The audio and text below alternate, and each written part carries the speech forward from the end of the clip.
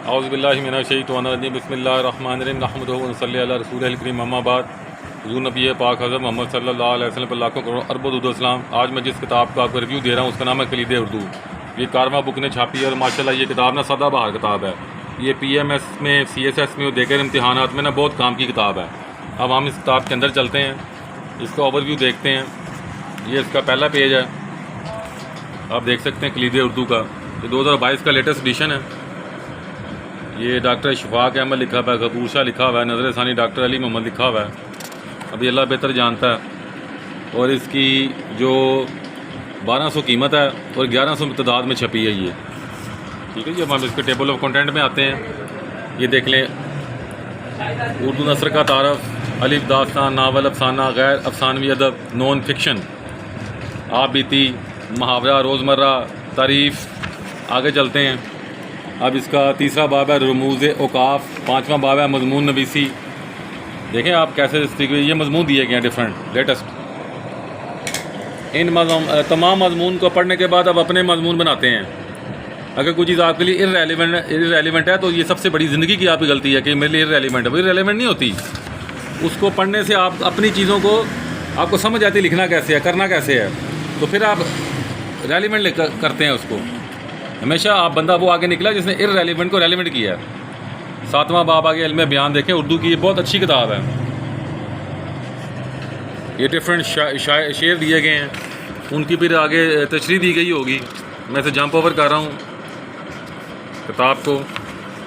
अब देखें इसके अंदर जो इम्तिहानात, गुज़श्ता इम्तिहानात दिए गए हैं, देख लें। पब्लिक सर्विस कमीशन के सारे इम्तिहान दिए गए हैं, देख लें। ओके जी, फ़ी मान अल्लाह। ये देख रहे हैं, जा रहे हैं, कर रहे हैं आप, ठीक है। ये देख रहे हैं आप। अब ये 2011, 13, 19, फिर ये मॉडल पेपर आ गए हैं, देख लें। और ये सिविल जज के इम्तिहान के लिए भी बहुत अच्छी किताब है। अब उसने नए मज़ामीन इसमें डाले हैं। मजहबी सियासत की अहमियत, फोग और स्मोक डाल दिया उसने, करतारपुर हादारी डाल दी है, और तकरीबन 650 सफ़े के करीब हैं, देख लें आप।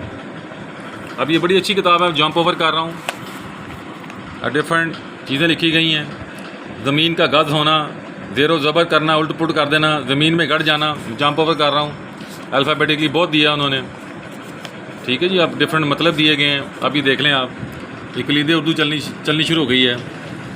जिस शख्स को अपनी राय पर किसी कदर भरोसा करने की ख्वाहिश हो या ये ख्वाहिश रखता हो कि आम लोग भी इसको तस्लीम करें, उसका तरीका बजज़ इसके और कुछ नहीं कि वो अपनी राय को आम मबाहिस से और हर किस्म के लोगों के तराज़ात के लिए हाज़िर करे। ना कैसे शानदार उर्दू लिखी गई है। हम ऐसे जंप ओवर कर रहा हूँ, ये देख लें। कलीदे उर्दू। तकब्बर में तबाही का सदा इम्कान होता है, गिरे ऊंची इमारत तो बड़ा नुकसान होता है। हज़ारों लोग बेघर हो गए हैं चंद लम्हों में, हवा में घर बनाने का यही तामान होता है। देखें ना, ये अभी ये कलीदे उर्दू की किताब है, जंप ओवर में कर रहा हूँ। हमद आ गई। फ़िरका बंदी है कहीं और कहीं ज़ाते हैं, क्या ज़माने में नपने की पनपने की यही बातें हैं। बस हम मुसलमान हो के आपस में फ़िरक़ों में बटे हुए हैं, एक दूसरे को काफर काफर कहते रहते हैं। एक मौलवी दूसरे मौलवी के मस्जिद के पीछे नमाज नहीं पढ़ता, बस यही काम रह गया बस। ये देखें किस अच्छे तरीके से उन्होंने MCQs भी दिए गए, देख लें। ओ पंच का आगाज़ किस शहर से हुआ?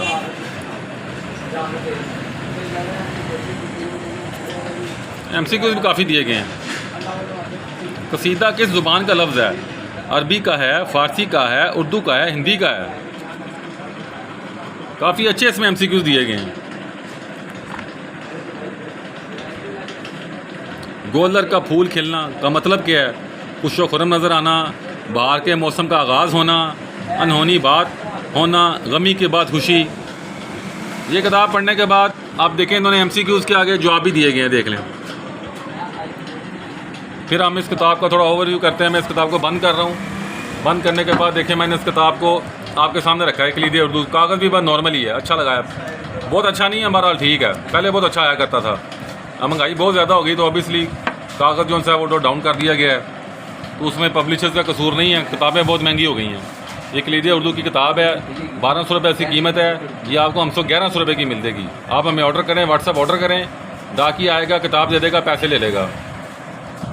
तो मैं उम्मीद करता हूँ कि जितने भी जुडिशल एग्ज़ाम है, कम्पिटिटिव एग्ज़ाम है, प्रोसिक्यूटर के एग्ज़ाम है, जहाँ जहाँ पर उर्दू लगी हुई है, ये कलीदे उर्दू जो सी है उसके लिए एक बेहतर किताब है। इसके अलावा भी किताबें हैं मगर हम किसी को समझा नहीं सकते।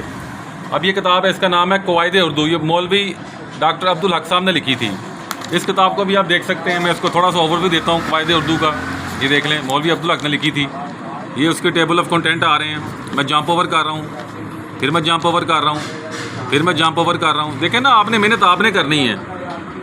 अगर आप आज किताबों पर पैसे लगा लेंगे तो सारी उम्र कमाना भी आपने है, अच्छी सैलरी आपने कमानी है, अफसर आपने बनना है, हमने नहीं बनना।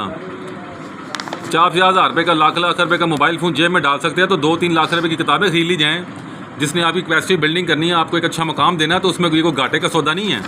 और ये किताबें घरों में के अंदर माँ बाप बहन भाई जो दूसरे होते हैं, भांजे भांजियाँ पोते पोतियाँ, वो भी पढ़ लेते हैं।